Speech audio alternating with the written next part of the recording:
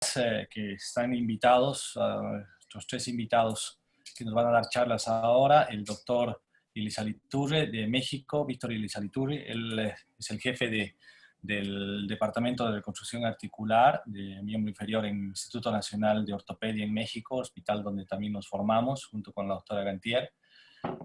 Gracias, Víctor, por estar acá. Está el doctor Dante Parodi.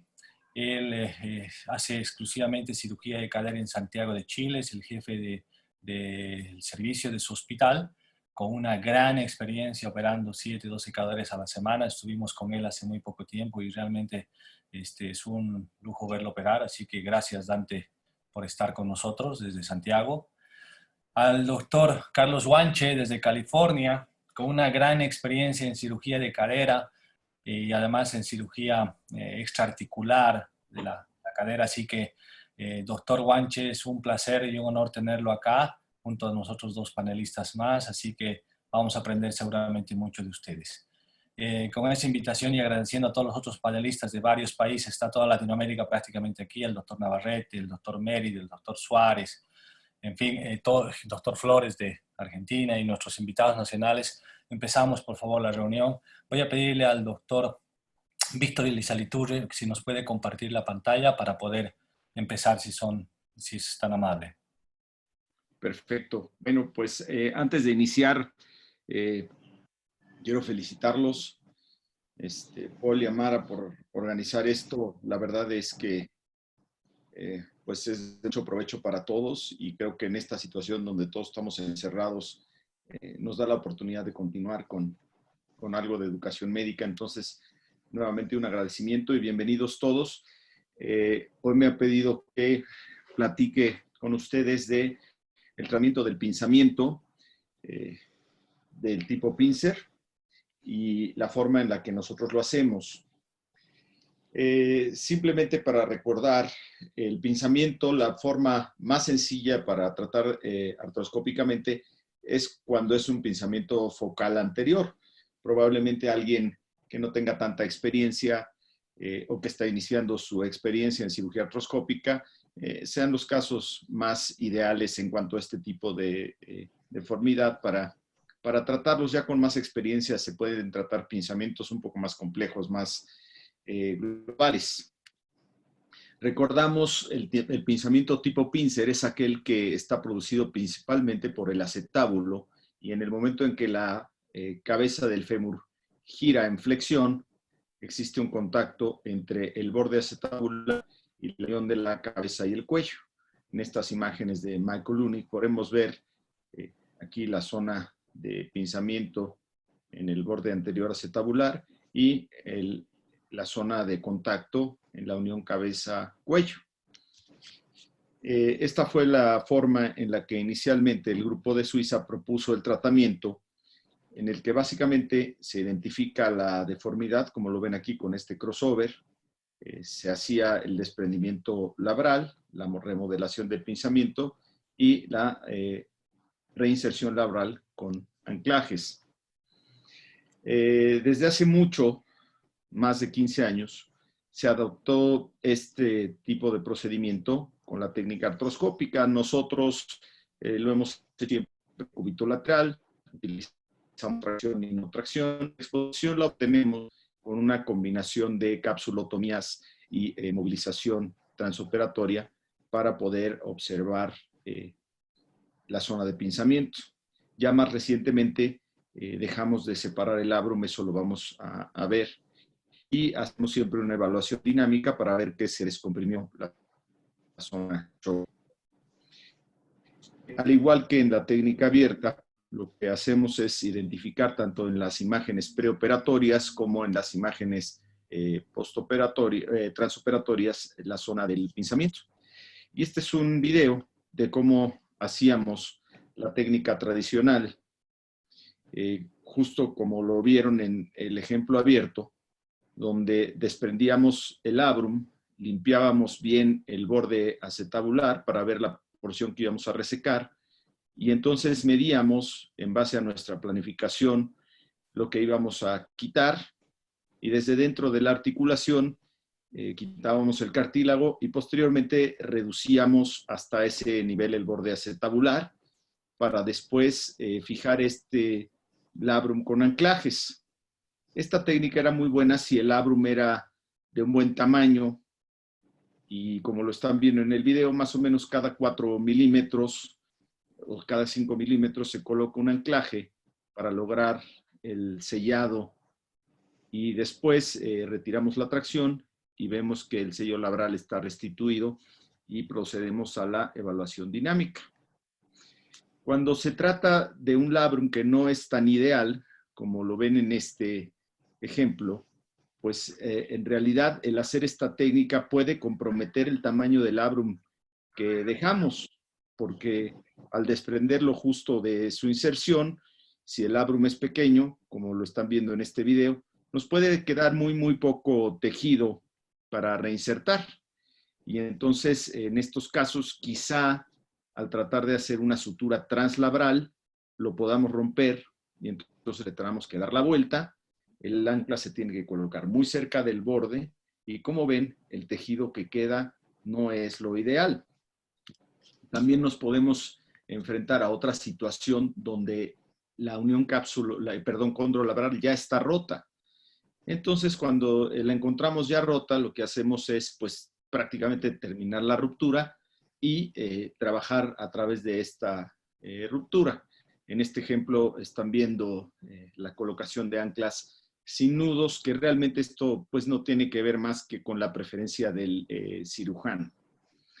En base a estas experiencias de que realmente no encontrábamos una forma reproducible de determinar si el labrum nos iba a ser suficiente para tener una reparación buena como esta que están viendo, o como en el ejemplo anterior, quedar con un tejido muy pequeño, junto con Tom Sampson, empezamos a explorar la situación de no interrumpir la unión condrolabral. Sabemos, este artículo ya clásico es el que nos dijo por primera vez cómo se reparaba el labrum y que el labrum podía ser susceptible de repararse. Pero es interesante revisar lo que queremos nosotros preservar es esta zona. Sabemos que la circulación llega del lado capsular labral y alrededor de su inserción. Sabemos que cuando lo cortamos, pues amputamos la circulación y entonces empezamos a buscar una manera de hacerlo desde arriba para tratar de preservar esta unión y, en lo posible, esta zona de circulación. Y entonces fue que se desarrolló esta técnica, la publicamos ya hace unos 5 años y le llamamos la técnica over the top.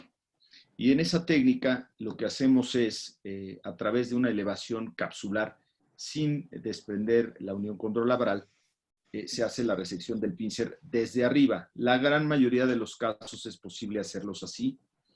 Aquí tienen un caso que se ve bastante extremo y vamos a utilizarlo como ejemplo para ver la técnica. Aquí ya estamos en el lado capsular y lo que estamos elevando es la cápsula en la zona de la deformidad. Ahí pueden ver toda esa zona es la zona del pincer.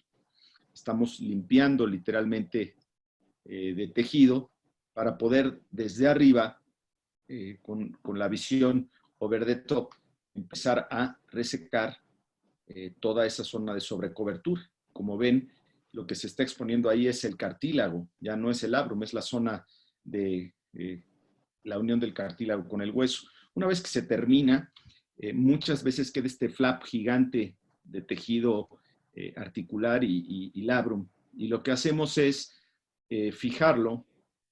A veces hacemos un doble pase, a veces hacemos un pase sencillo como en esto. Lo importante es ver cómo está intacta la unión condrolabral y con esta técnica lo que usamos es básicamente reducir el tamaño del labrum y aproximarlo nuevamente, como lo ven ahí, al borde. Aquí en este caso consideramos que nos hace falta un anclaje más, entonces se coloca este anclaje en la posición anterior y con 2 anclajes se logra reducir el labrum y volverlo a insertar o a colocar, porque no se desinsertó, en su posición más adecuada. Aquí pueden ver ya el nudo del segundo anclaje y después se libera la tracción y vemos la restitución del sello labral. Una evolución después de esto fue la técnica ya preservando el ligamento iliofemoral, que esto es lo que hacemos. Recientemente fue aceptado en el Journal of Hip Preserving Surgery. Aquí lo que están viendo es desde el portal anterolateral, estamos haciendo el portal anterior y ahora ya cambiamos y estamos haciendo el portal anterolateral, pero no unimos los dos. Dejamos el puente de tejido en medio de los dos que corresponde al ligamento iliofemoral. Posteriormente liberamos la tracción y entonces lo que hacemos es la elevación capsular proximal al labrum, como lo están viendo aquí, para exponer la deformidad. Aquí pueden ver el ligamento iliofemoral íntegro. Nos metemos otra vez debajo del ligamento iliofemoral, hacemos la remodelación del pincer, volvemos a establecer la tracción. Es importante mientras estamos haciendo esa remodelación soltar la tracción porque el ligamento iliofemoral nos da el espacio para meternos por debajo. Y después, igual que en el ejemplo anterior, hacemos en este caso un doble pase para hacer reaproximación del sitio de inserción. Aquí pueden ver la lesión labrum. Realmente es una sutura de tracción que únicamente lo está levantando. Aquí ya cambiamos nuevamente, soltamos la tracción y ahora lo que vamos a hacer es terminar con la porción anterior del pinzamiento. Ya ven cómo se relaja el ligamento iliofemoral, ese lo tenemos arriba ahora, y lo que estamos haciendo es terminar el pincer en la parte anterior, y una vez que terminamos, volvemos a checar la estabilidad de nuestro condrolabral. En este caso decidimos no poner el anclaje anterior, solo se quedó con un anclaje lateral, y de igual manera checamos la movilidad después de resecado el pinzamiento. Si es necesario, con esta visión se corrige el CAM, y ahí pueden ver la integridad del ligamento iliofemoral y las ventanas que estamos haciendo para meternos a remodelar.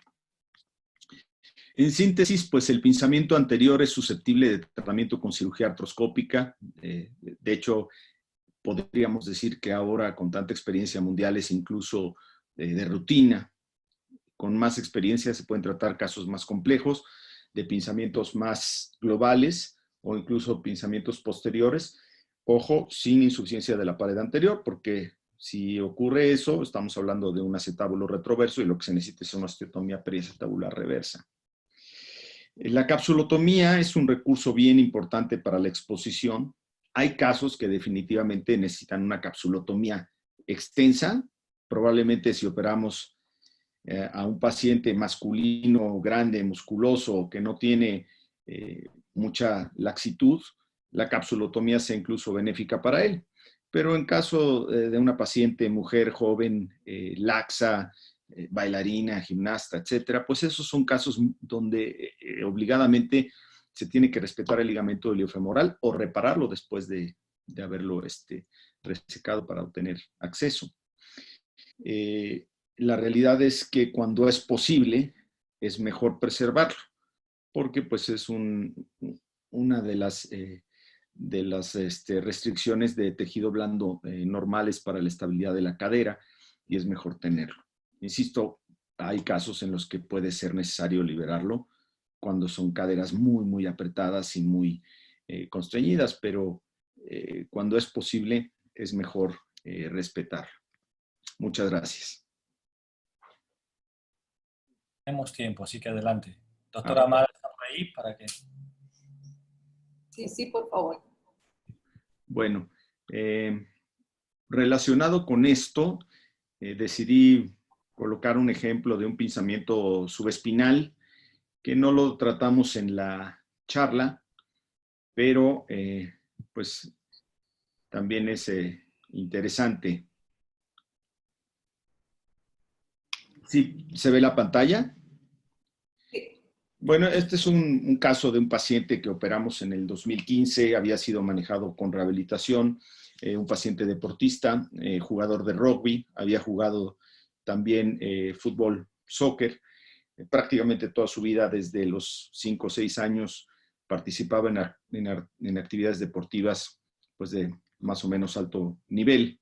Cuando nosotros lo vimos, lo relevante es que tenía dolor a la flexión de cadera más allá de 90 grados, tenía prácticamente las rotaciones en 0.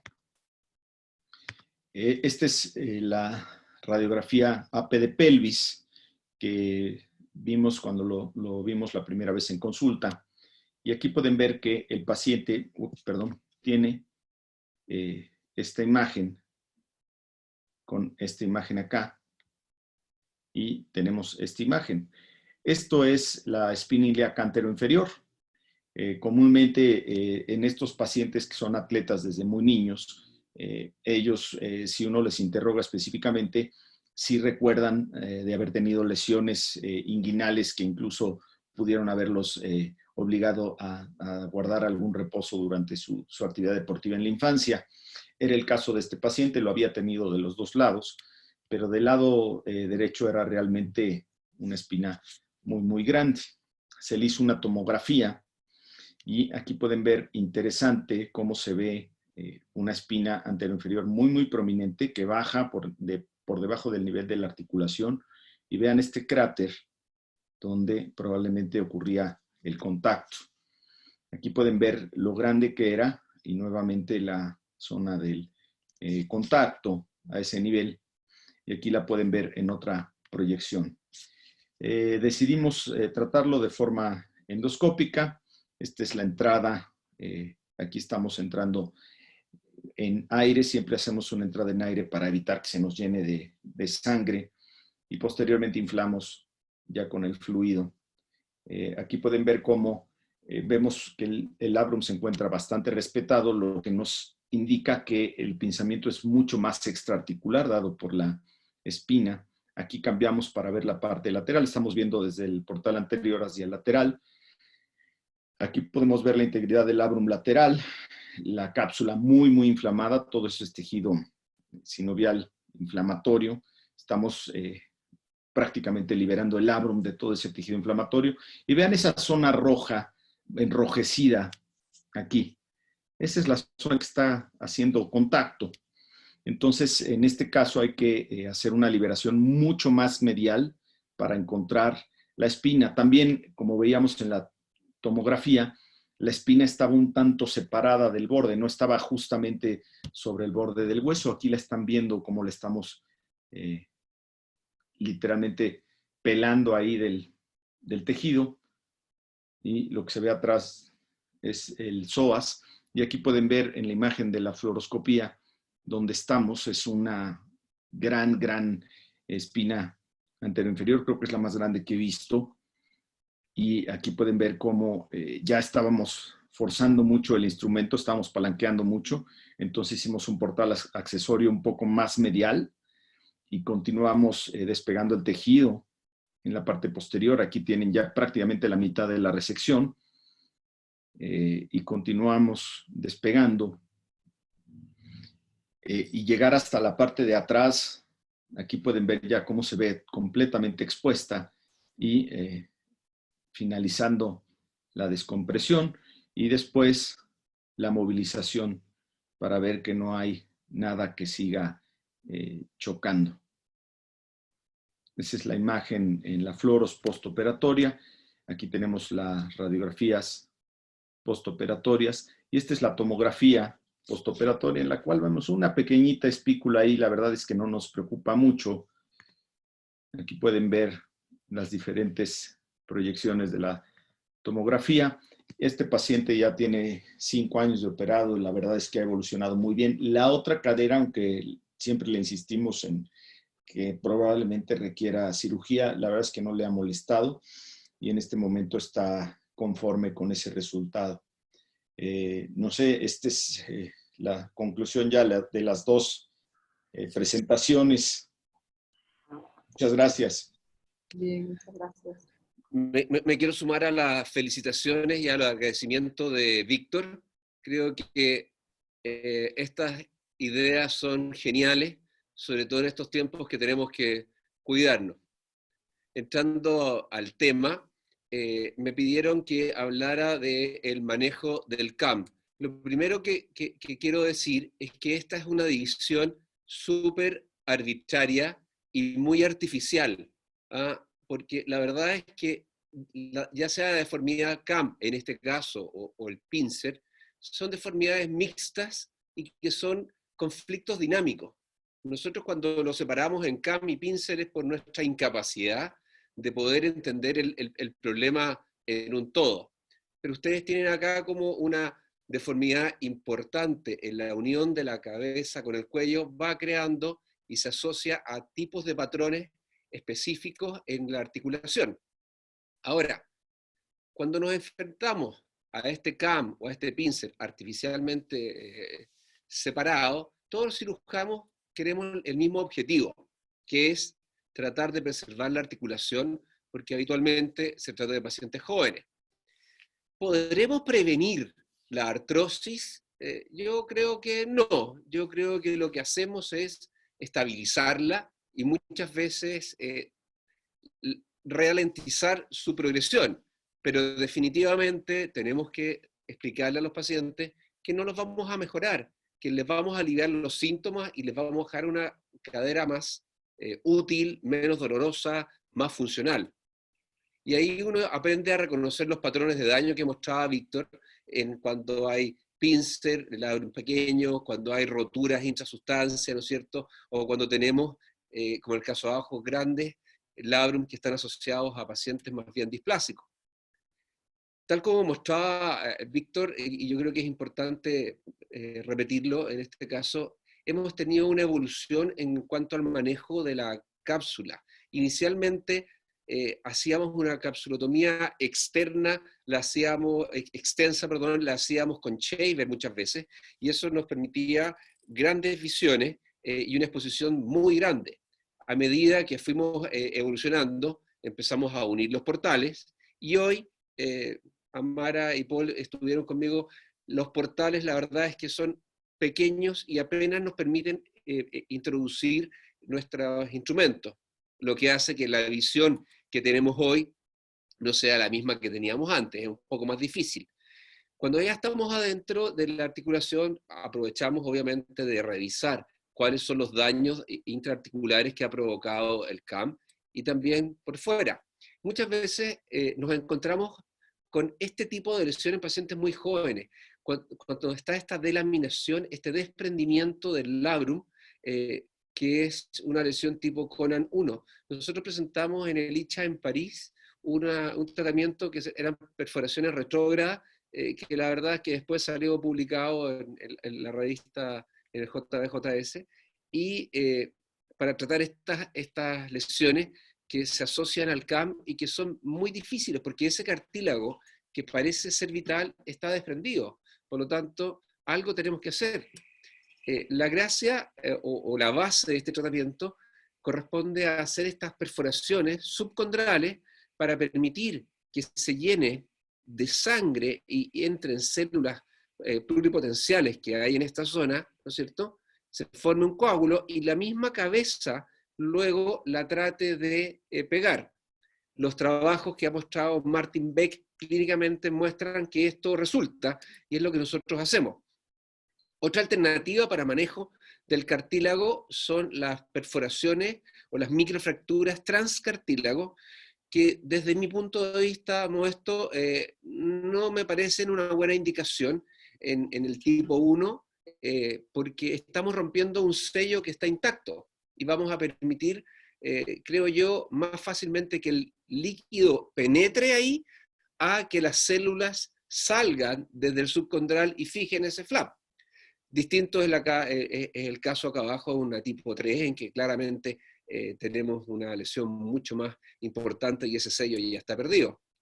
Estos son los pacientes que hacen cosas que uno le dice que no. Y definitivamente el tratamiento que hacemos para las tipo 4 es cuando las microfracturas, que logramos, ¿no es cierto?, que se forme ahí un coágulo y que se forme este fibrocartílago. Hasta este minuto es lo único que tenemos evidencia y es lo que nosotros hacemos hoy en este tipo de lesiones. No usamos células madre de ningún tipo. El patrón del labrum también es distinto en las lesiones que produce el CAM. Aquí nosotros tenemos labrum que son más grandes, que están desinsertos, ¿no es cierto? Y que lo que queremos hacer es ordenarlo, cruentamos siempre un poco la zona supraacetabular, y luego vamos a fijarlo. Ustedes ven que lo fijamos con puntos perilabrales para darles una buena forma, y a veces les ponemos puntos translabrales. La verdad es que hoy en día lo más importante para nosotros es reconstituir la anatomía, pero dejar un labrum fijo y estable. Porque si hacemos solamente el punto que estoy mostrando acá arriba, que es un punto muy bonito que permite ordenar, ese punto no es lo suficientemente estable. La función es ordenar el labrum, pero debemos dejarlo firme y estable. ¿Ah? Por lo tanto, lo fijamos con puntos perilabrales. Y en aquellos casos, jóvenes, pacientes que hacen mucho deporte, que no tienen artrosis y que nos encontramos que no tenemos labrum, le ponemos injerto labral. La verdad que nosotros usamos cápsula, no tenemos gran experiencia en esto de los injertos, porque encontrar esta articulación joven, sin artrosis, o que tenga una resección previa, afortunadamente no es muy frecuente. La verdad es que esto es mucho más fácil cuando uno dispone de los aloinjertos, que para nosotros no están disponibles por un tema de precio solamente. Aquí les quiero mostrar cómo hemos evolucionado desde el punto translabral y volvimos al punto perilabral, que nos permite fijar el labrum estable con un punto modificado de doble loop que presentamos el año pasado en el ACAS, que evita que el labrum se devierta y que permite que el labrum esté estable y fijo. El objetivo que tenemos desde el punto de vista óseo es ir a resecar la deformidad que provocó el daño. No solamente reparar el labrum. Si no reparamos la deformidad, ese labrum se nos va a romper. Por lo tanto, el objetivo es el mismo que en el pincer, dejar una articulación libre del movimiento, que no choque y que no se siga deteriorando. Y queremos recuperar el offset. La verdad es que, ¿qué es lo que es recuperar el offset? Yo, la verdad, después de 15 años de artroscopía de cadera, todavía no lo sé. ¿Ah? Porque solamente tenemos estudios que muestran pacientes que son asintomáticos y pacientes de los cuales son sintomáticos, pero usar un promedio en nuestras distintas culturas, nuestros distintos biotipos, es bastante difícil. Para mí recuperar el offset es cuando veo clínicamente que la deformidad no está y la articulación se mueve sin provocar un choque. Por lo tanto, es muy paciente dependiente. Yo creo que los números sirven para hacer diagnóstico, pero para paciente a paciente es cada vez más difícil. ¿Cómo evaluamos el compartimento lateral? Soltamos la tracción, ¿no es cierto? Vamos a ver que el sello de la articulación se mantenga bien. Vamos a ir a explorar siempre la zona de los vasos. Es muy importante tener ese punto de referencia para poder ir luego a buscar el nivel del cuello. Personalmente yo parto desde el nivel lateral del cuello para tener un punto de partida. Ustedes ven ahí cómo estamos moviendo la articulación y cómo ese labrum está estable. Este caso en particular es el caso ideal. Este es el caso que uno quiere ver siempre. El caso donde se ve dónde empieza y dónde termina la deformidad. Lamentablemente estos no son los casos que uno siempre tiene, pero este es el caso ideal. Habitualmente, ¿qué es lo que uno hace? La mayoría de las veces es un nivel más bien arbitrario. Uno busca el paciente, lo pone en posición entre 30 y 40 grados de flexión de la cadera, ¿no es cierto? Y dependiendo del tamaño del labrum, más o menos a 1 centímetro, 5 milímetros, uno comienza la resección. También nos apoyamos con las características del cartílago. Si el cartílago está sano, o si el cartílago tiene algún tipo de alteración, tratamos de dejar el cartílago sano, pero también tratamos de no sobre resecar intraarticular, porque vamos a provocar otros problemas, vamos a provocar sobrecarga en el resto de la cadera que queda, y vamos a provocar una cadera inestable en la que el fluido, el líquido articular, no nos va a permitir, ¿no es cierto?, repartir la fuerza. Ahí ustedes ven cómo estoy haciendo ahora la marca en la zona articular. Entonces después es muy simple porque solamente unimos la base lateral con la zona de la marca y tenemos que ir a sacar esta zona. Y ahí estamos dejando la distancia que yo les mostraba recién, de más o menos 5 milímetros a 1 centímetro, de acuerdo a cada paciente y a lo que encontramos en este caso, que vemos que el cartílago en esta zona está perfectamente conservado. Aquí les muestro cómo vamos a ir a evaluar siempre el cartílago. No es necesario resecar la cápsula, es importante que uno con los instrumentos puede ir rechazando la cápsula y dándole mayor flexión para llegar a esta que es la porción de la base del cuello, que es nuestro punto de partida. Y aquí estamos marcando la porción cefálica o intraarticular. Y luego solamente vamos a ir a comunicar esta zona con esta zona, lo que hace que la cirugía sea bastante más simple. Ahora, la resección de la deformidad debe ser completa. ¿Qué significa eso? Que tenemos que ir lo más lateral posible hacia los vasos y lo más medial posible hacia el pliegue y a veces un poco más allá, para lo que tenemos que hacer maniobras con la cadera. Y siempre tener cuidado de esto, porque habitualmente acá uno, cuando le tiene miedo a los vasos, generalmente puede quedar un pequeño bump, que es una de las causas. Ahí ustedes ven cómo se esconde todo eso si uno no lo va a buscar. Toda esta zona lateral uno tiene que ir a buscarla y rechazar toda la cápsula y muchas veces ir y comprometer de una u otra manera a algunos de los vasos para poder lograr una resección importante. Recuerden que hay muchos vasos, son como 4 o 5 vasos que entran en la zona epifisiaria, por lo tanto, si uno compromete a alguno, no es tanto problema. Yo lo aprendí con Gans, y él decía, ok, cuando sangra el primer vaso, ahí paro yo.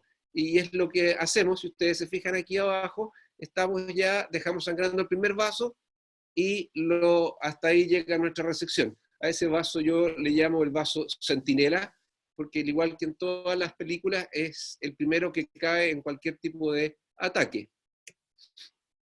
Y vamos a hacer, durante toda la cirugía, estamos haciendo visiones dinámicas, porque lo que queremos es tener una articulación que esté estable, que esté libre de pensamiento y no tener una sobre resección. Ustedes ven ahí cómo logramos y llevamos la articulación a la máxima flexión para poder confirmar que hemos hecho la resección adecuada en rotación externa, rotación interna, porque los pacientes siempre hacen mucho más de lo que uno les puede permitir.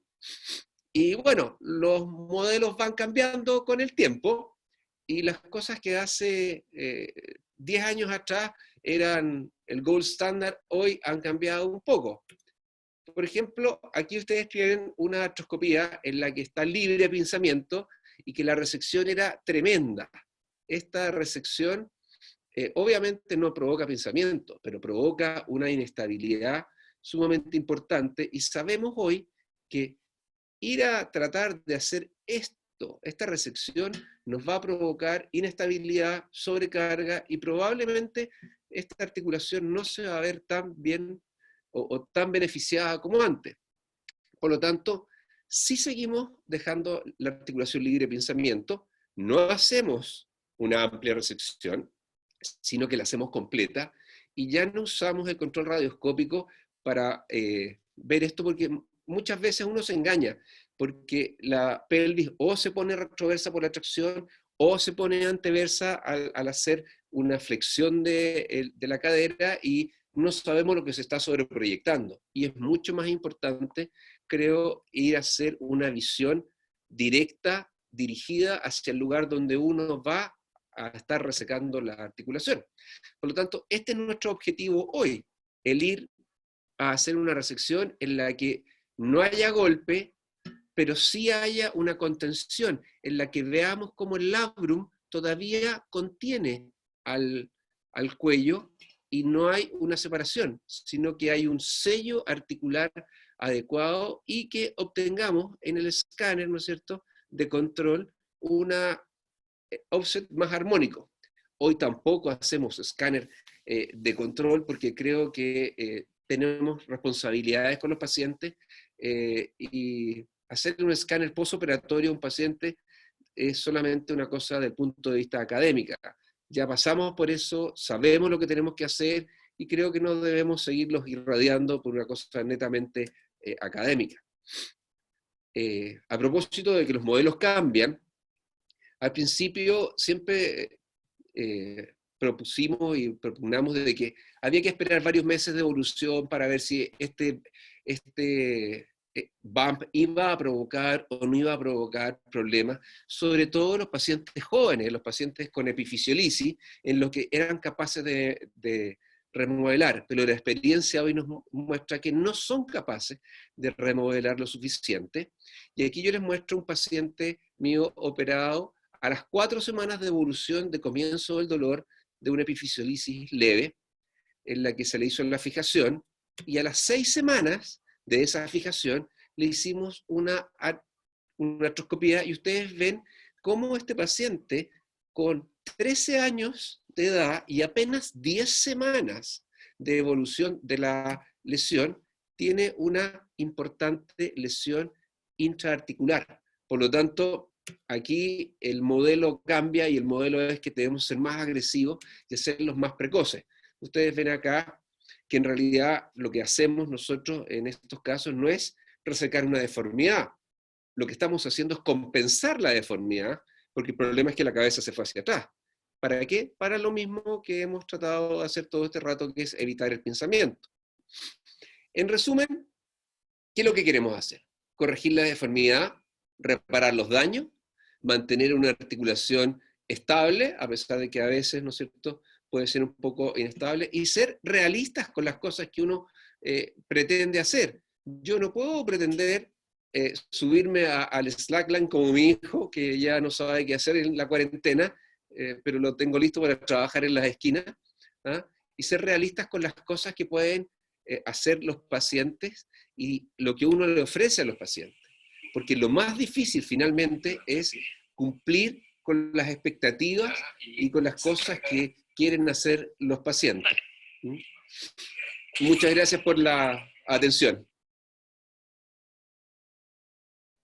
Muchas gracias, doctor Dante Parodi. A continuación, les presento al doctor Carlos Guanche. Él es director asociado del Instituto de Ortopedia del Sur de California y también es instructor adjunto de Medicina Clínica en la Universidad del Sur de California. Él va a hablarnos sobre la patología peritrochanteriana. Bueno, muchas gracias por la invitación. Es una cosa especial estar en Sudamérica y Latinoamérica para mí, así que muchas gracias. Voy a hablar, tengo que darle un poco de crédito, como van a ver en las primeras fotos, a Víctor, que he aprendido mucho de Víctor sobre parte del tema este. Y van a ver un vídeo que es muy famoso, que se ha visto en todo el mundo, me parece, con el choque lateral. Entonces voy a hablar sobre dos temas grandes. Típicamente la patología extraarticular. Hablamos sobre la bursitis, trochanteria, el chasquido lateral. Y entonces la otra parte que voy a hablar también es sobre los tendones isquiofemorales y la bursitis isquiática. Cuando vemos un paciente como este, que Víctor me dio hace años, todavía no he encontrado un paciente de mejor ejemplo en el vídeo, que se ve el choque lateral. Este es un paciente joven con el choque lateral simple. En realidad, este tipo de paciente es una cosa más rara. Los pacientes típicos que tienen este tipo de problema también tienen dolor lateral y muchas veces son personas que tienen más edad y tienen una rotura también del glúteo medio. Así que es muy importante determinar si este es un paciente joven con el choque solamente o si tienen otros problemas intraarticulares o periféricos. Las radiografías muchas veces son inespecíficas. En algunos casos tienen microcalcificaciones que vemos o algunas irregulares laterales. Típicamente en la resonancia es donde en sí se ve el problema. Y como ven aquí en este paciente, en la parte extrema lateral es donde se ve la inflamación del área trochanterica. Entonces, muchas veces también tenemos las roturas. Como le dije, en este ejemplo, tenemos, esta es una vista lateral normal, y en esta situación, aquí vemos la inserción normal del glúteo medio, y aquí tenemos una disrupción completa. Así que es importante ver no nada más que en las vistas coronal, pero en las vistas sagital también es donde en sí se ven muchas veces este tipo de roturas. En muchos de estos casos, si es el chocamiento simple, con un poco de infiltraciones de glucocorticoides y fisioterapia, muchas veces se mejora la situación, se le va el dolor, y aunque tengan el chasquido y también lo sienten, es importante decirles que no hay nada que hacer quirúrgicamente. En ciertos casos todavía tienen dolor, tienen también posiblemente problemas como condromatosis sinovial, o tienen cuerpos sueltos. En casos que han tenido traumas, es importante determinar si la bursitis es una cosa secundaria, que es una cosa también muy común en mi práctica. Es raro ver una paciente o paciente que tenga nada más que la bursitis trochantérica. Muchas veces tienen rotura del labrum, y la bursitis es una cosa secundaria, así que es importante determinar, y en muchos de estos pacientes le hacemos la resonancia con artrograma para estar seguro que vemos toda la patología. El tratamiento, como le dije, Víctor, fue del que aprendí este tipo de técnica. Este es no me acuerdo ahora, tiene casi 15 años, estoy seguro, este artículo ya, Víctor, ¿no?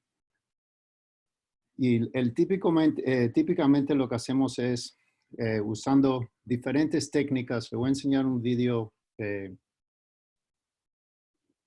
La posición típica que hago este tipo de paciente, lo ponemos en decúbito lateral, hacemos 2 portales, uno proximal y uno más distal sobre la prominencia trochantérica. Me gusta infiltrarlo con anestesia local para crear un espacio, y el espacio este es lateral a la banda iliotibial. Con este tipo de equipo, lo que podemos hacer es crear un espacio en preparación para exponer el área del chocado. En casos que no tengan muchas experiencias haciendo este tipo de cirugía, no es mala idea usar el C-arm en ciertos casos también, para localizar y para estar seguro que estamos en el lugar propio, para empezar especialmente la resección. Como ven, hay veces que tiene mucha grasa en el área, pero con un poco de tiempo y un poco de paciencia se puede exponer el área de la banda iliotibial. Podemos usar este tipo de equipo, podemos usar el bisturí también. Hay diferentes técnicas, pero en realidad no importa cómo lo haga. La parte importante es hacer la resección completa. Hacemos una incisión longitudinal, y entonces conectamos las dos partes. Esta es la parte anterior. Hacemos la resección de estas partes, y entonces volvemos a la parte más posterior. Le hacemos una incisión y le sacamos las 4 capas estas, y entonces hacemos la exposición del área completa. Aquí ven un área de mucha bursitis, mucha inflamación. Vamos poco a poco sacando el tejido, y entonces miramos del otro portal, lo ponemos al portal proximal, y entonces aquí vemos la resección completa. Aquí se ve la banda iliotibial. Es importante exponer el área distal abajo de donde empieza el vasos laterales. Aquí vemos la parte posterior, la cápsula posterior. En casos que tenemos problemas ciáticos, también podemos hacer una resección del piriforme si hace falta. Y muy importante determinar si hay una rotura del glúteo medio.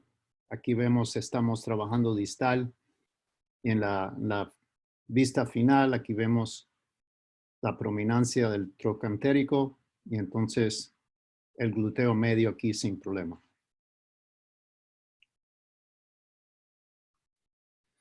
Cuando tenemos las roturas del glúteo medio es importante saber si es una disrupción aguda o si es un problema atricional, que es mucho más común. En las personas más viejas es una cosa que muchas veces vemos una rotura, hay mucha atrofia y es importante entender que este tipo de paciente, hacer una reparación simple en una rotura con mucha atricional o si tiene mucha atrofia, no va a trabajar muy bien. En estos casos hay que hacer algo abierto en muchos casos.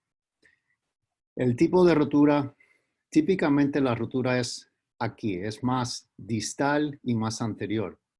Aquí vemos un ejemplo de una rotura bastante grande con 2 anclas.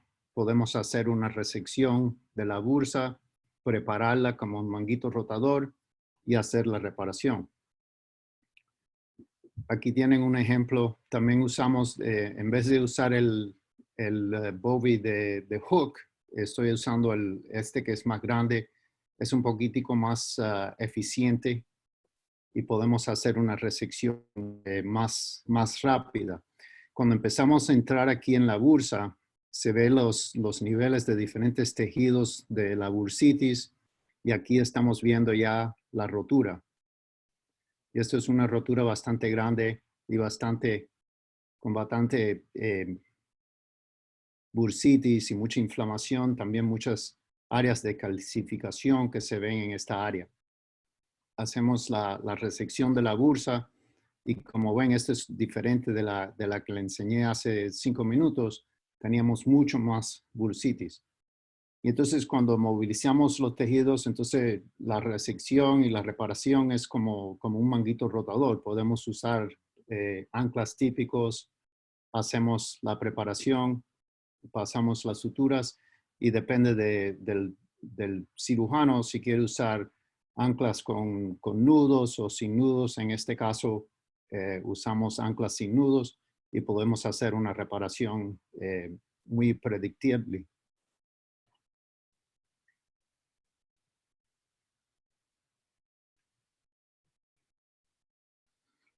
Hay que estar seguro que se sabe dónde está el nervio ciático. En muchos de estos pacientes también tienen problemas con roturas grandes. Es importante chequear esa área.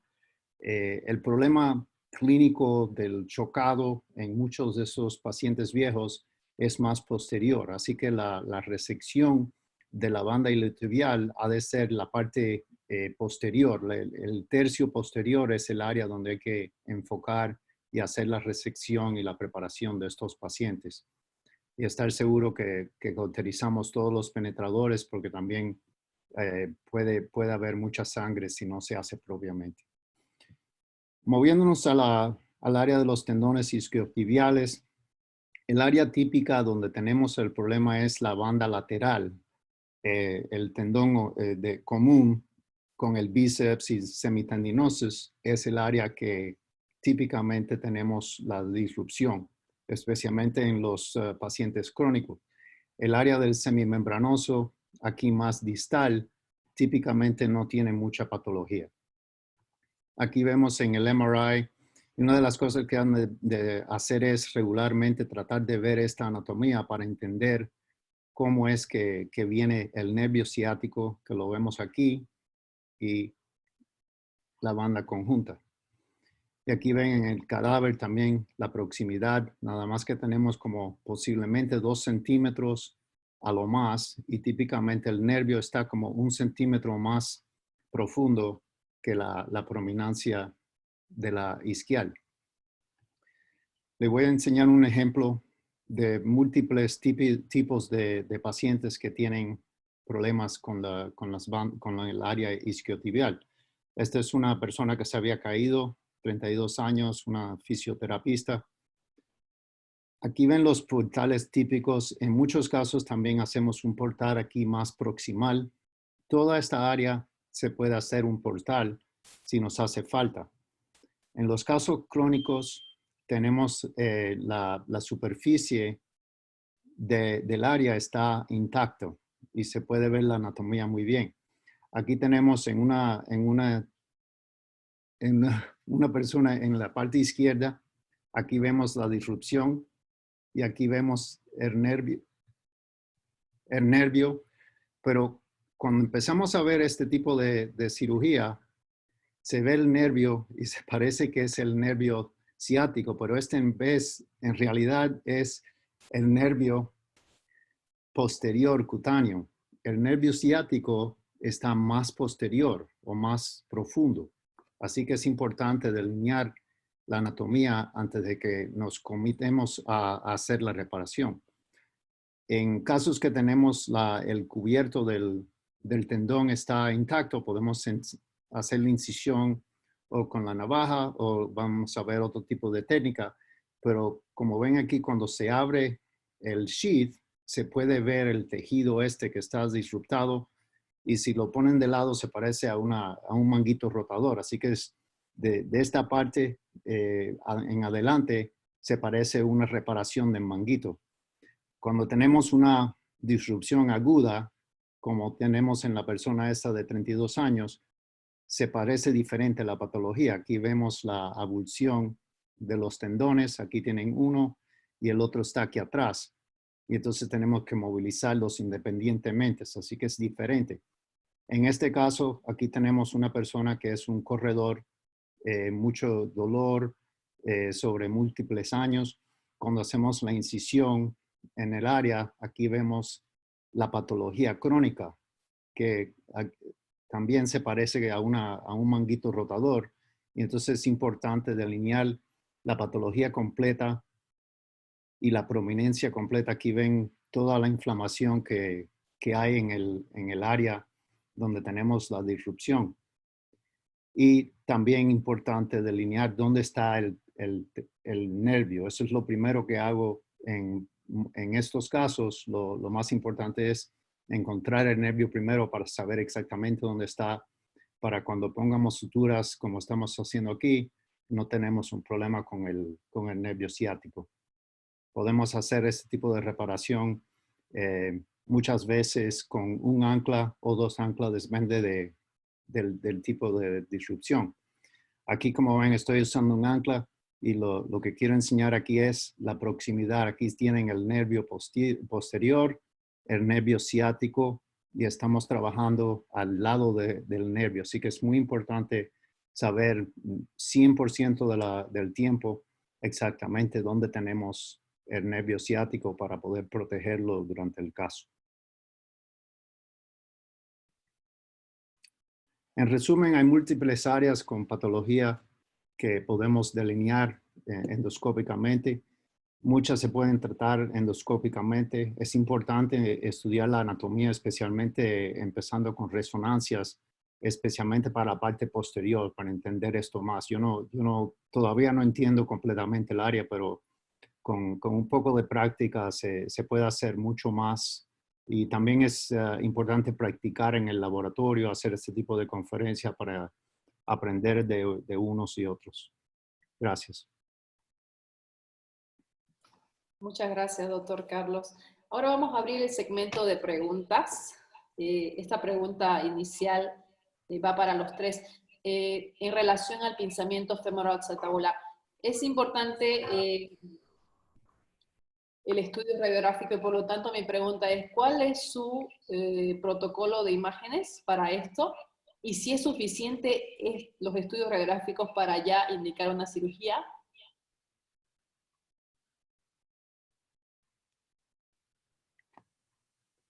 Es una pregunta para el panel, sí, para cualquiera. De hecho, nos gustaría escuchar a los tres. Víctor, estás con el micrófono apagado. Nos gustaría escuchar para ver qué protocolo de imágenes hacen con un paciente que llega a la consulta. Bueno, me gustaría comentar, es muy común que estos pacientes se refieren de otro médico, seguramente a Dante y a Carlos les pasa lo mismo. Y cuando llegan, tengo una resonancia muchas veces no ideal, pero llegan sin radiografías.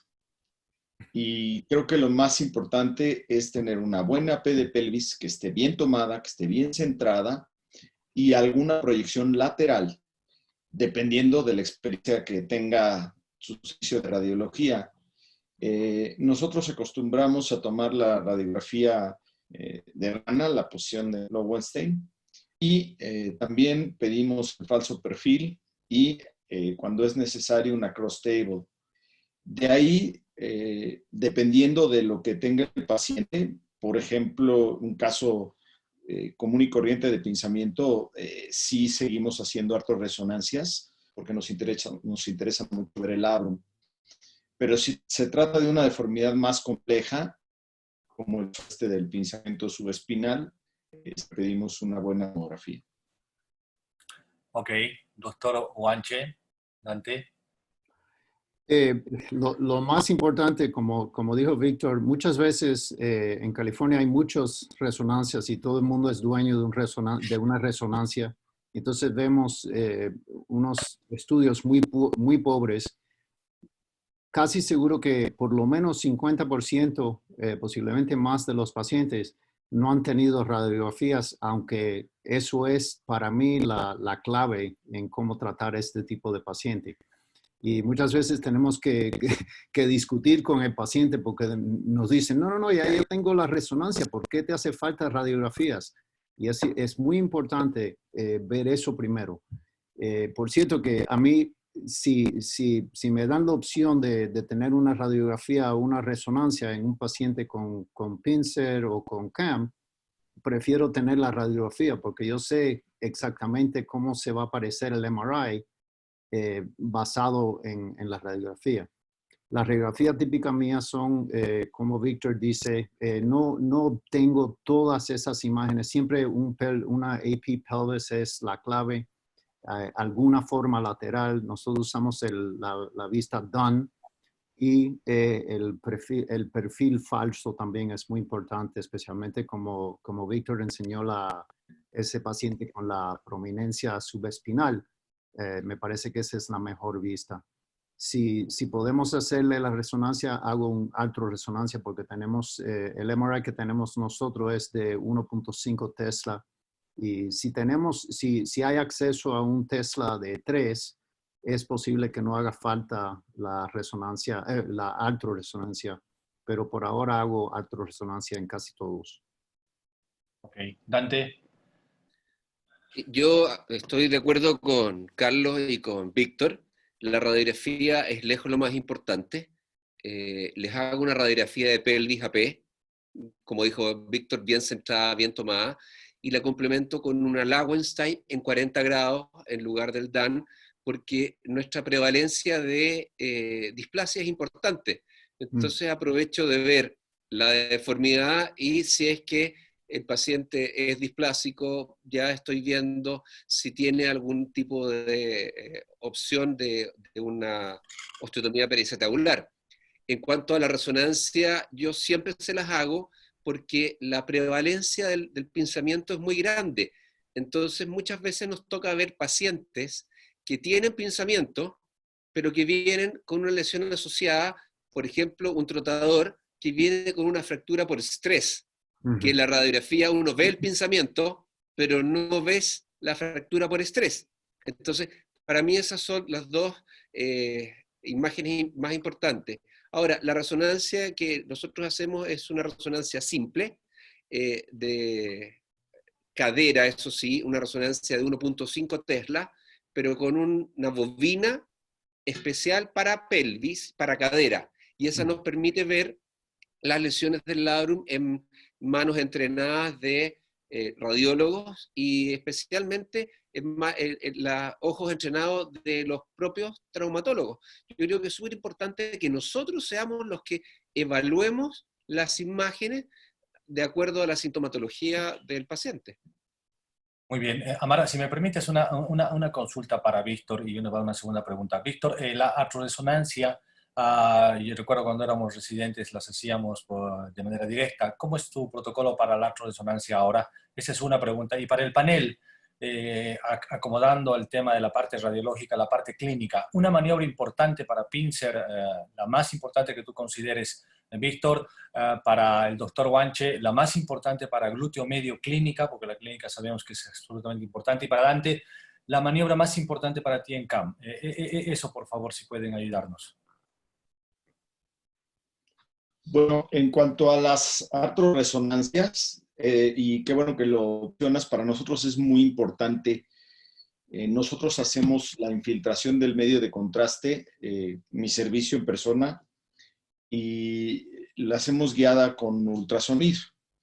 Y le pedimos al paciente, le metemos también anestésico local, y le pedimos al paciente que haga una especie de diario de cómo le ha ido después de la infiltración, porque además de ser la aplicación del medio de contraste, es una prueba diagnóstica. Muchos pacientes mejoran muchísimo con la aplicación del contraste combinado con la anestesia local, y eso para nosotros es importante saberlo. Nos ayuda mucho, además de que pues es una buena práctica. Nosotros hacemos mucha ecografía de cadera, infiltramos nervios, bursas, todo, y es una buena práctica para los fellows y los residentes el estar haciendo las infiltraciones guiadas por ultrasonido. La prueba más importante para mí es la prueba de pinzamiento, como la describió Gans, con el paciente. Yo la hago con el paciente sentado y la hago también el paciente en decúbito supino. Básicamente es la flexión y rotación interna con aducción. Dependiendo del tipo de deformidad y de cómo sea el paciente de rígido, es lo que se puede lograr. Hay veces que nunca tienen rotación o tienen muy poca rotación interna, pero el sitio donde ellos refieren el dolor cuando estamos haciendo esta maniobra incluso nos da una muy buena idea de qué parte es la que está generando la zona del choque femoroacetabular. Entonces somos muy precisos. Me gusta mucho hacer la movilización de todo el rango de movilidad hasta llegar a la zona que les duele. Gracias, Víctor. Doctor Guanche, en relación al glúteo medio, la parte clínica, ¿cuál es su maniobra más importante? En las roturas que son parciales, en los pacientes que son un poco más jóvenes, una de las formas de determinar si tiene una disrupción que es importante es, típicamente sabemos el examen Trendelenburg y el tipo de caminata Trendelenburg, pero ese es el paciente, ese no es el paciente típico. El paciente típico tiene más fuerza que eso y no tiene el Trendelenburg típico positivo.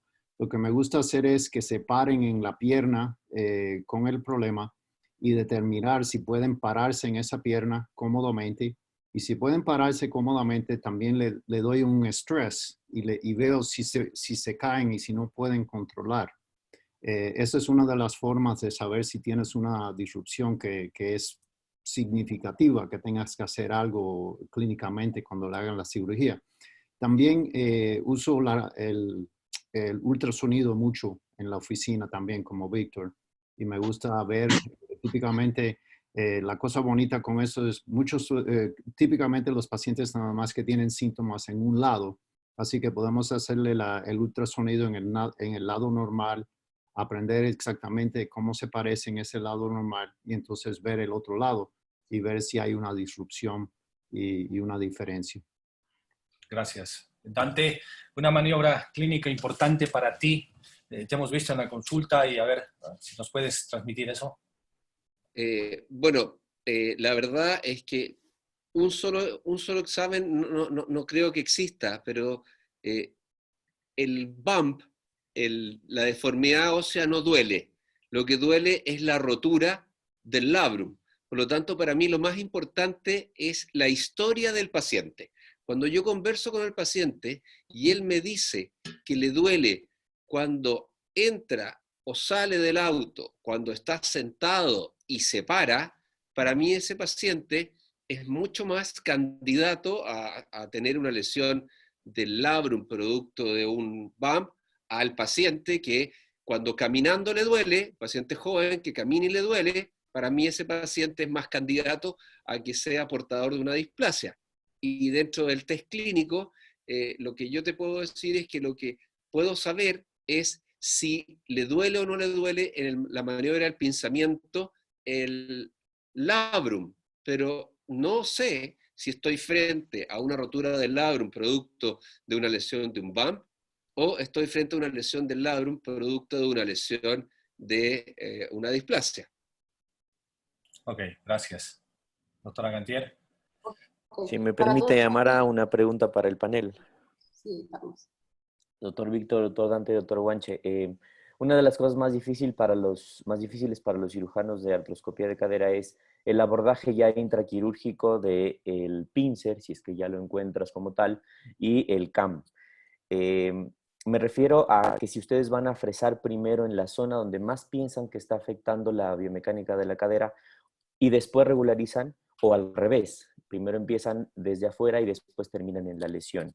Si bien la visión y la capacidad del cirujano para identificar las deformidades pues va mejorando conforme pasan el número de cirugías, es importante saber en cuanto a metodología del abordaje de esta lesión, cómo es su abordaje. Mi abordaje es, como lo mencioné, lo mostré en el video, siempre hago prácticamente lo mismo. La cantidad de resección depende de la deformidad particular del paciente. Siempre entramos con la visión anterolateral, hacemos la extensión del portal anterior directo, después cambiamos la visión al anterior directo y ahí es cuando empezamos a ver en la parte lateral, levantamos la cápsula, soltamos la tracción y empezamos con la deformidad lateral.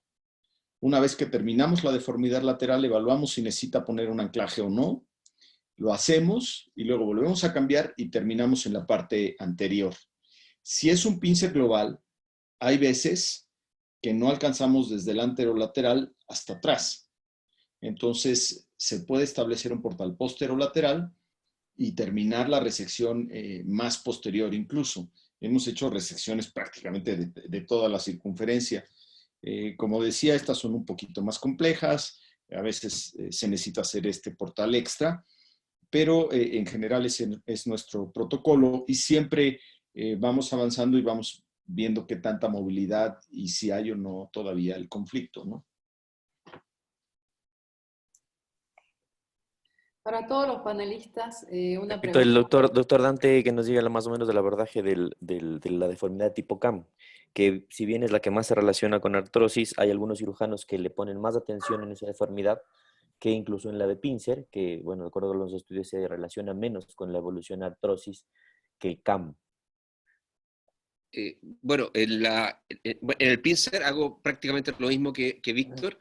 Siempre le pongo anclas. Es muy importante para mí en el CAM tener tus límites claros, el límite lateral hacia la base del cuello y el límite superior o hacia interarticular, porque esa es la zona que uno quiere recuperar la forma. Entonces, es muy importante que uno que gastes tiempo en buscar esos dos puntos. El punto lateral. Muchas veces uno, si está frente a un CAM o una deformidad que es extensa, pero no muy intensa, no muy alta, uno puede creer que llega a la base del cuello y sin embargo estás en la mitad de la deformidad. Entonces, es muy importante ir hacia lateral, hacia la base, ver en la zona donde existe el repliegue entre la cápsula y el cuello, y esa zona tomarla como la base, y de ahí irte hacia la zona proximal. Y en el mismo sentido, de lateral hacia medial. Yo primero complemento o completo la resección lateral hacia los vasos epifisiarios, y luego termino en la zona medial. ¿Por qué lo hago así? Porque en la zona medial también existen unos vasos que uno muchas veces, cuando estás tratando de hacer la resección, el detalle fino, se ponen a sangrar y no te dejan ver bien. Entonces, por eso es que lo hago de esa manera. Pero te insisto, lo más importante es buscar tus puntos de referencia, la base del cuello y la zona intraarticular. Y luego hacer una resección lo más homogénea posible. Bueno, empezamos con las preguntas de los participantes, si les parece. Vamos a volver un poquito al primer caso que se presentó en un principio, por el doctor Elizaliturri. Y hay las siguientes observaciones. El doctor Eric Flores pregunta, en el caso 1, si no le molesta la otra cadera, ¿usted sugiere realizar artroscopía? Y la segunda observación es, bueno, el doctor Carlos Tovar le comenta que le da la impresión de que el paciente tenía una displasia de base. Adelante, doctor Elizalde. El paciente del pensamiento subespinal no tenía displasia, de hecho tenía bastante cobertura. Me parece, recuerdo que lo medimos, tenía 30 grados, una cosa así de C. En cuanto a la otra cadera, cuando se trata de una deformidad bilateral, aunque sea en un pinzamiento simple o una cosa así como esta, siempre les decimos a los pacientes que tienen que estar muy pendientes de si tienen síntomas. Todos sabemos que los síntomas de la cadera pueden ser muy leves, pero ya tener daño un tanto avanzado. Entonces les decimos que pongan mucha atención y que si empiezan con dolor, aunque sea muy leve, que nos avisen y entonces procedemos a hacer los estudios para ver si requiere tratamiento quirúrgico. En forma profiláctica, un paciente, aunque tenga deformidad, que no tenga dolor, no creo que sea una buena práctica clínica. Solo operamos los que están sintomáticos. Okay. Para todo el panel, ¿cuál es su experiencia que tienen con tratamientos biológicos en lesiones labrales? ¿O qué opinión tienen acerca de ello? Sí, perdón, Amara, tal vez completaría esto con el tema, Dante lo sabe, por lo menos aquí en Latinoamérica y en Chile, acá en muchos lugares, se están haciendo tratamiento con células madre, cuando sabemos que la FDA, que al final nos guía a todos, solamente aprueba el centrifugado. ¿Qué opinan de esto, Víctor o Dante, que lo hemos visto en Chile, en Estados Unidos, en California? La pregunta es muy buena y va dirigida a los tres, porque es algo que se está abusando y usando mucho en este tiempo. Bueno, yo pudiera empezar. En los Estados Unidos, parte del problema es que no sé en Latinoamérica si las aseguranzas cubren este tipo de tratamiento, pero en general en los Estados Unidos es una cosa que los pacientes tienen que pagar dinero y grande dinero en muchos casos.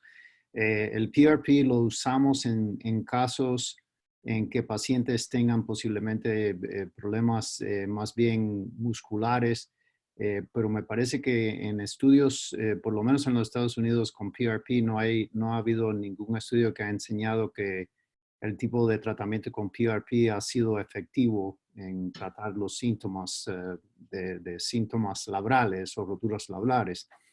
Para mí mecánicamente no es una cosa que me parece que va a trabajar bien. Si tenemos un pincel grande o un CAM, me parece que ese tipo de inyección, aunque use células madres, no me parece que trabaja muy bien y no hay resultados buenos en este tipo de paciente.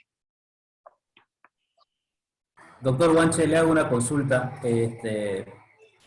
Ahora que consultamos un poquito el tema del tratamiento ortobiológico, ¿qué experiencia en el caso de la bursitis, en el caso de los desgarros del glúteo con ondas de choque?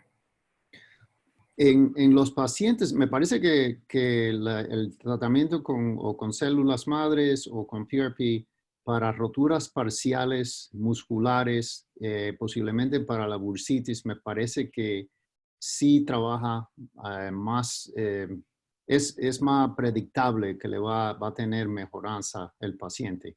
Si tiene una disrupción completa, no he visto que ha trabajado bien, pero en roturas parciales es posible que trabaje mejor.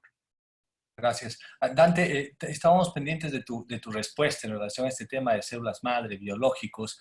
Hemos visto que utilizas tú un par de cosas que están aprobadas, pero en Santiago, por ejemplo, hay clínicas que se dedican al tema de células madre que no sé si estéticamente son correctas. ¿Qué comentario nos hace? Quisiéramos escuchar lo mismo de Víctor.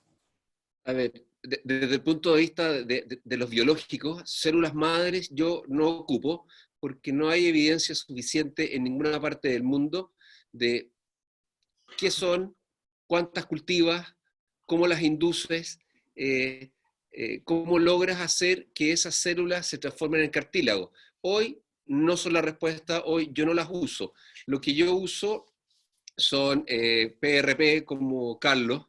El PRP sí tiene indicaciones y tiene indicaciones fundamentalmente en inflamaciones tendíneas.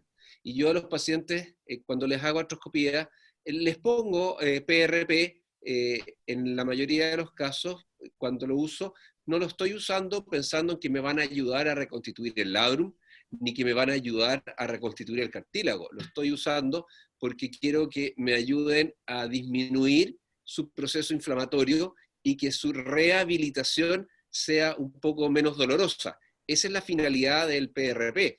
Ahora, efectivamente en Chile hay algún par de centros que se dedican mucho al uso de las células madre, pero la verdad es que no han demostrado o no han publicado al menos evidencia que tengan buenos resultados. Y cuando uno ve los casos que muestran, o yo tengo muy buena memoria o me imagino todas las nubes iguales, pero me parece que es el mismo caso que he visto desde hace 15 años. Creo Víctor, que no se deberían usar. Sí, está claro. Víctor, ¿qué opinas sobre esto? Porque es algo que está muy de moda y muy abusado, creo yo. Yo no uso ningún biológico intraarticular. Como lo hace Carlos, en el caso de tendinitis, sí lo usamos. Hacemos también infiltraciones guiadas por ultrasonido. Importante mencionar, hay diferentes fórmulas de PRP. Y la que uno utiliza, lo que les recomiendo es saber, es importante saber la concentración de plaquetas. La gran mayoría ahora están arriba de las 250,000 y hay unos que tienen millones.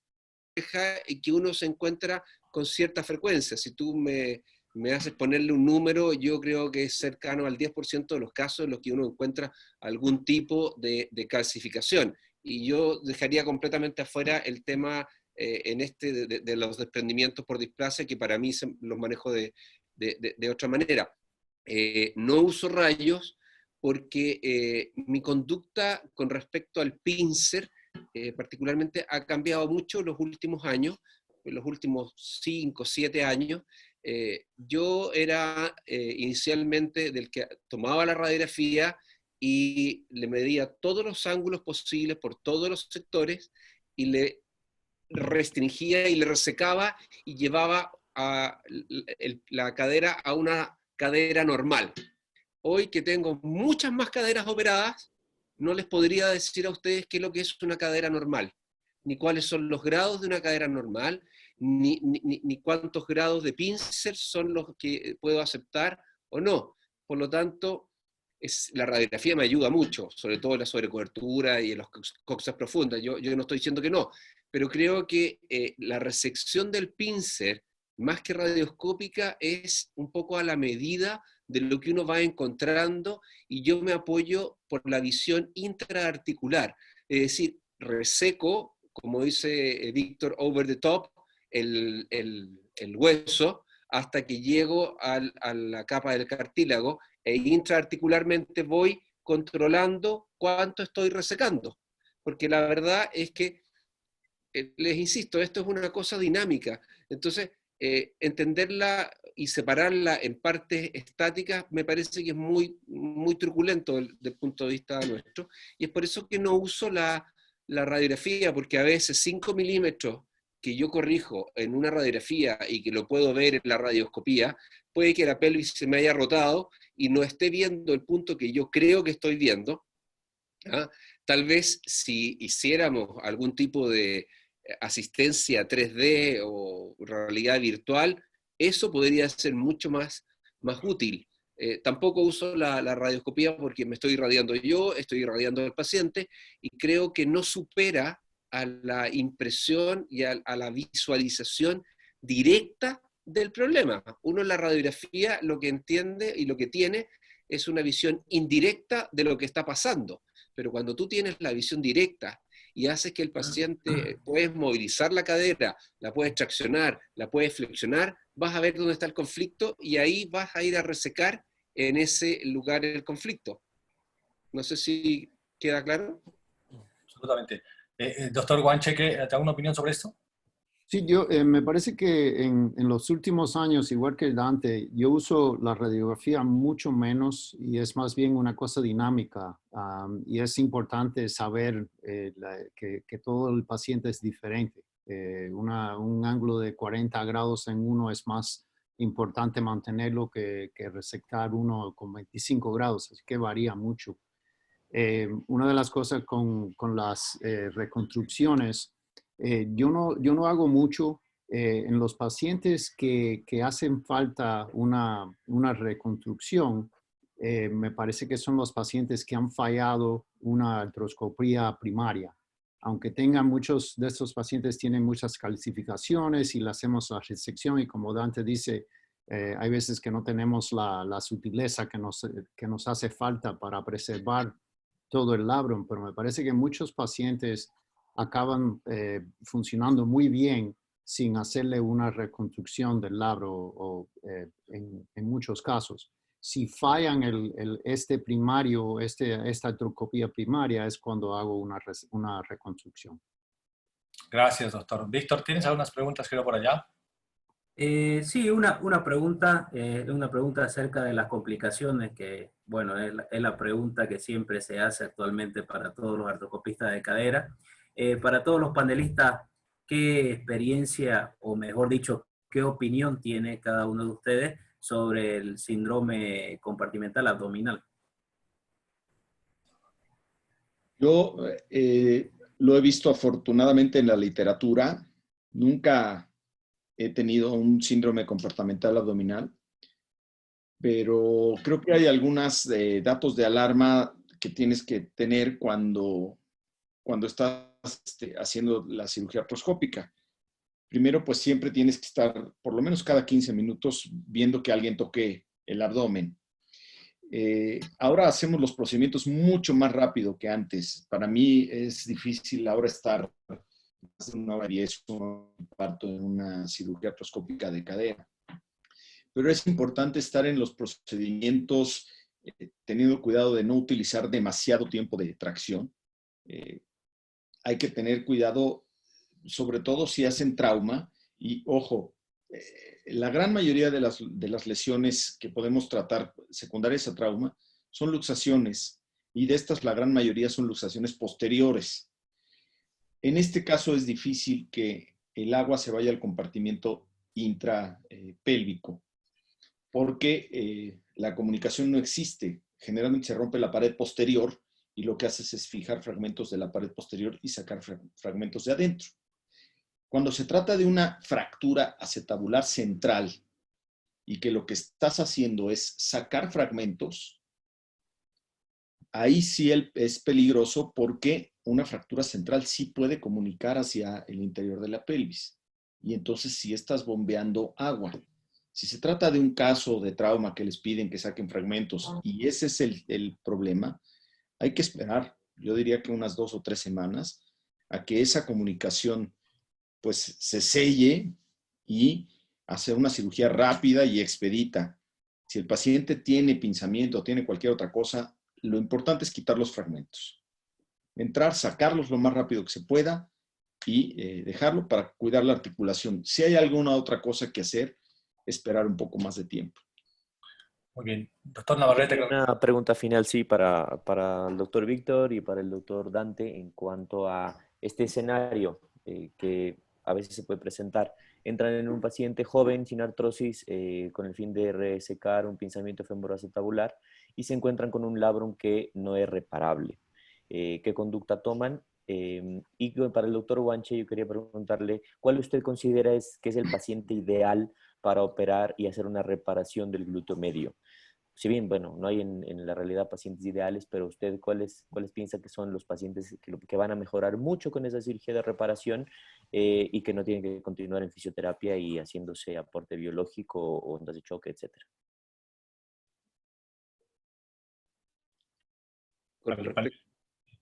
Dale, Dante.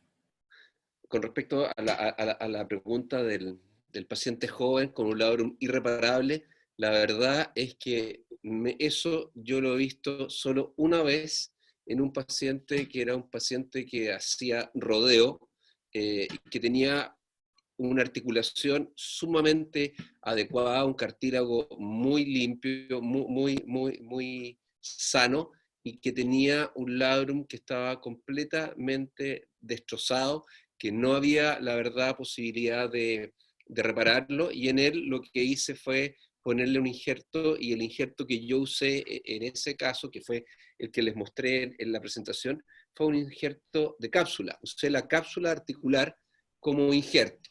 Me parece que si no tenemos injerto de banco, el ir a tomar injerto, el ir a preparar el injerto, nosotros no tenemos al menos el sistema montado como tiene Mark Philippon, y que tiene a alguien que le prepara el injerto mientras él hace la otra cosa. Significa que nosotros vamos a tener que detener la cirugía y dedicarnos a hacer una segunda cirugía para la toma de injerto. Si yo tuviera halo injerto, le pondría hoy halo injerto a ese paciente, pero en ese caso usé la cápsula y la verdad es que el paciente ha funcionado muy bien. Y si me permiten, quería complementarte el tema del síndrome de abdominal. Yo no lo he visto nunca. Yo los casos que he visto, la verdad es que leyendo la literatura bien, en realidad yo creo que el problema de esos pacientes no es la cantidad de líquido, bueno, sí es la cantidad de líquido, pero no es la presión que tiene ese líquido en la cavidad abdominal, porque tiene mucha capacidad de líquido en la cavidad abdominal. El problema de esos pacientes es que son pacientes que hacen hipotermia, son pacientes en que uno les está pasando suero y esos pacientes van haciendo hipotermia. Y al hacer hipotermia, esa es la hipotermia que los lleva a hacer un evento final, un desenlace fatal en los casos que ocurren. Nosotros publicamos en el Arthroscopy el año 2012 y el 2014 dos trabajos sobre eso, sobre hipotermia, y hicimos algunas modificaciones. Mostramos cómo el 80% de los pacientes en artroscopías ya, en cirujanos que llevamos más de 100 artroscopías, la temperatura cae bajo los 36 grados, lo que es una hipotermia severa. Entonces, la respuesta que le dimos a eso fue calentar los sueros, y con eso bajamos la hipotermia a un 10% y ninguno cayó bajo 36 grados.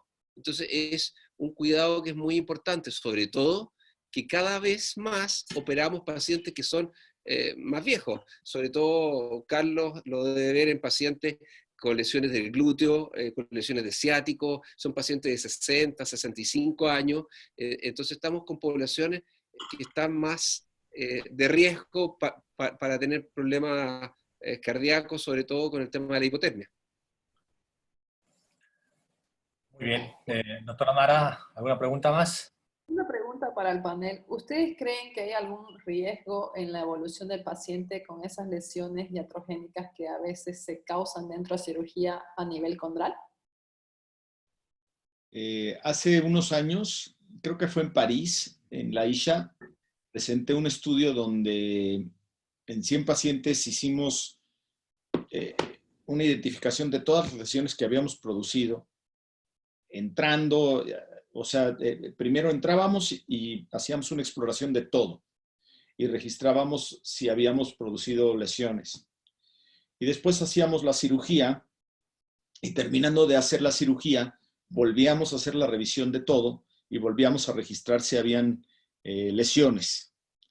Y más o menos el 65% de los pacientes sí tenían lesiones.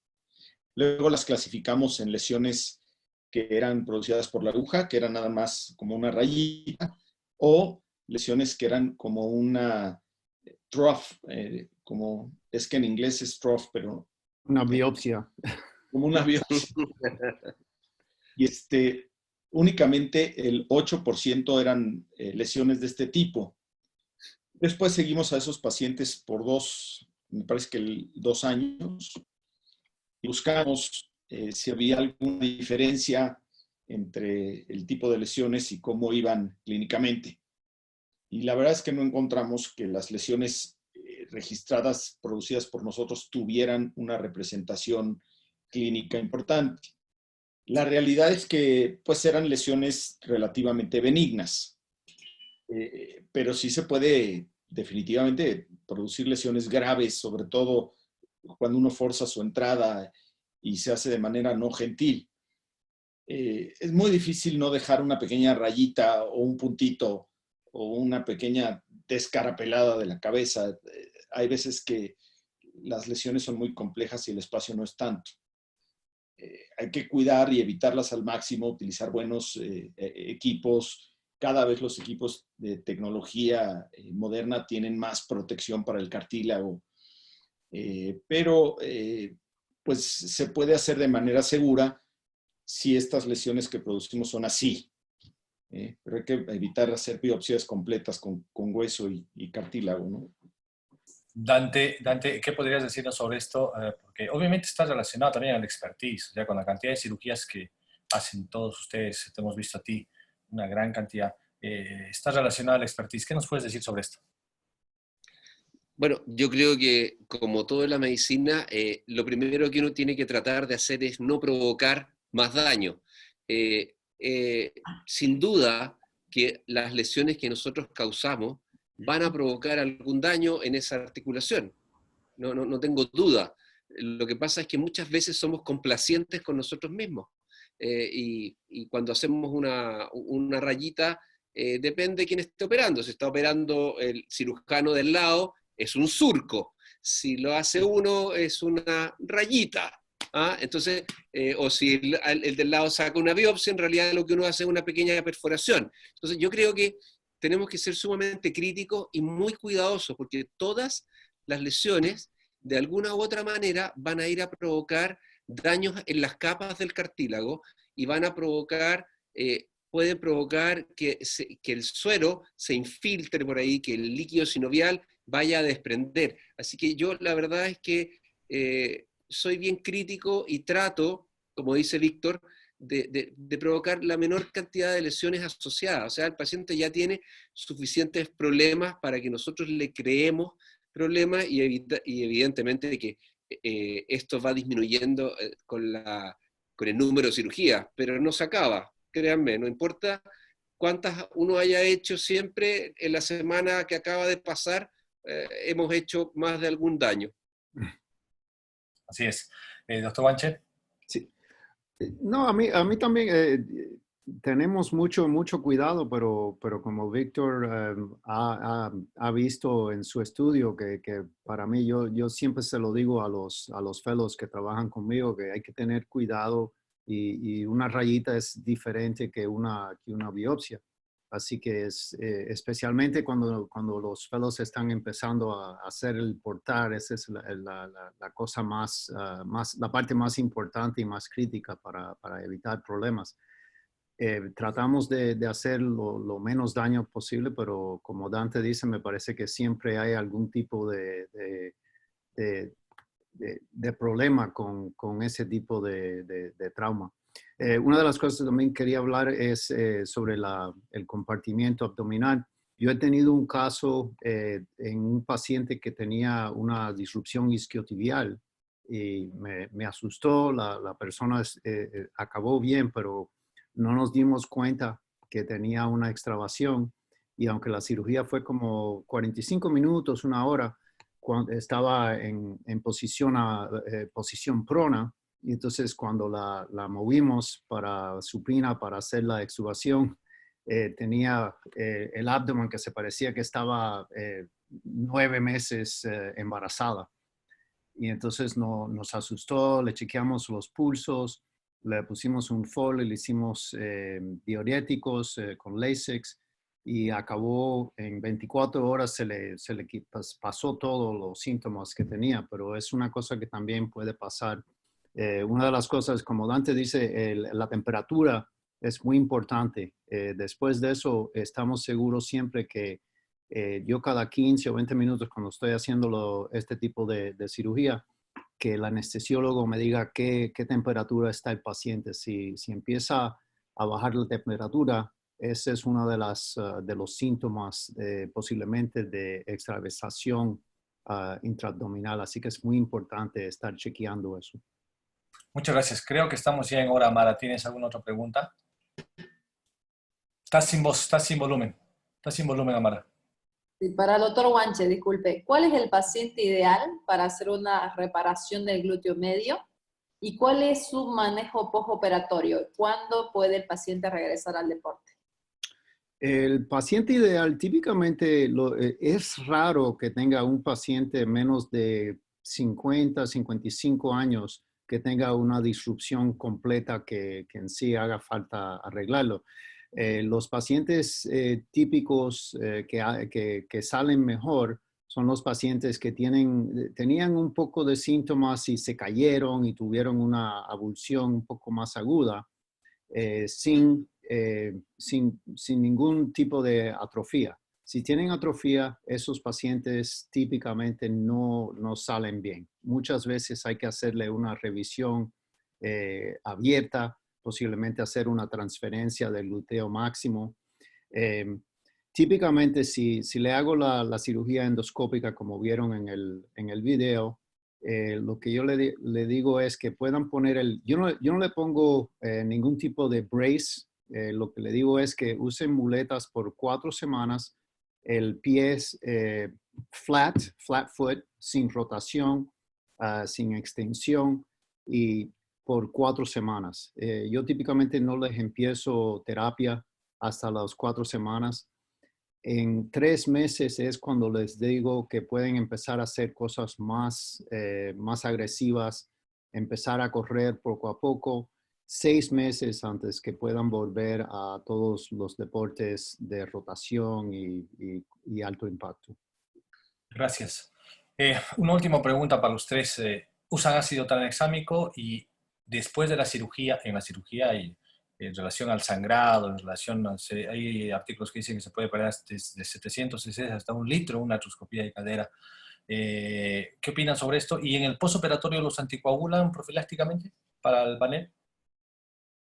Yo sí uso ácido tranexámico. Era un poquito renuente usarlo en cirugía artroscópica, pero lo uso tanto en la cirugía de reemplazo y la verdad es que no hemos visto problemas relativamente, o sea, relacionados directamente al ácido tranexámico. Y entonces lo empezamos a usar en las cirugías artroscópicas y únicamente con el objetivo de mejorar la visión. Hay algunos pacientes que sangran más que otros y le tapan un poco más el campo, pero en realidad no es para prevenir sangrado, sino para mejorar la capacidad de visión.